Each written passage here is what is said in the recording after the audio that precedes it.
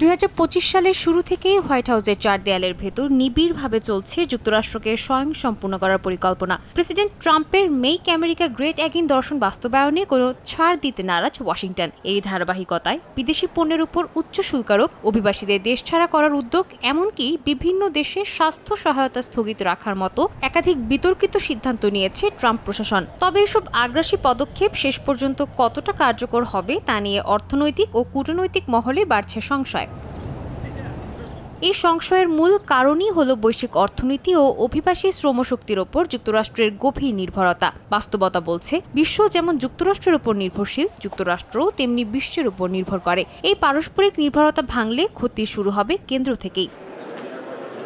বিষয়টি বিস্তারিতভাবে ব্যাখ্যা করতে গেলে মনোযোগ দিতে হবে যুক্তরাষ্ট্রের বড় বড় প্রতিষ্ঠানের ওপর। অ্যাপল, টেসলার মতো বিলাসবহুল বিভিন্ন ব্র্যান্ড আদতে মার্কিন প্রতিষ্ঠান হলেও এর পণ্যের উৎপাদনে ব্যবহৃত প্রায় সব যন্ত্রাংশই আসে যুক্তরাষ্ট্রের বাইরে থেকে। এতে যেমন উৎপাদন ব্যয় কমে, তেমনি সহজলভ্য হয় তুলনামূলক কম খরচের শ্রম। আবার কিছু যন্ত্রাংশ এমনও রয়েছে যেগুলোর উৎপাদন অবকাঠামোই নেই যুক্তরাষ্ট্রে। ফলে আমদানির ওপর বেপরোয়া শুল্ক আরোপ দীর্ঘমেয়াদে সরাসরি আঘাত হানতে পারে মার্কিন অর্থনীতিতেই।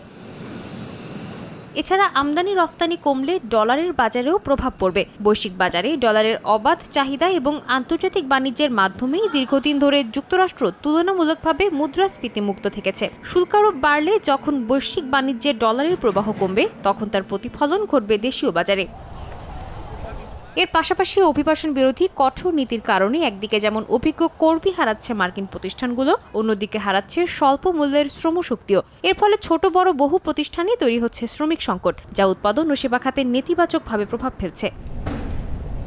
নিউটনের তৃতীয় সূত্র বলে, প্রতিটি ক্রিয়ারই একটি সমান ও বিপরীতমুখী প্রতিক্রিয়া রয়েছে। বিশ্লেষকদের আশঙ্কা, সেই সূত্রে বাস্তব প্রয়োগই দেখা যেতে পারে যুক্তরাষ্ট্রের অর্থনীতিতে। অন্য দেশের অর্থনীতিকে আঘাত করতে গিয়ে নিজেদের ভোক্তা নির্ভর অর্থনীতিকে ক্ষতিগ্রস্ত করছে ওয়াশিংটন। দীর্ঘমেয়াদে এই নীতি ট্রাম্প প্রশাসনের জন্যই হয়ে উঠতে পারে আত্মঘাতী।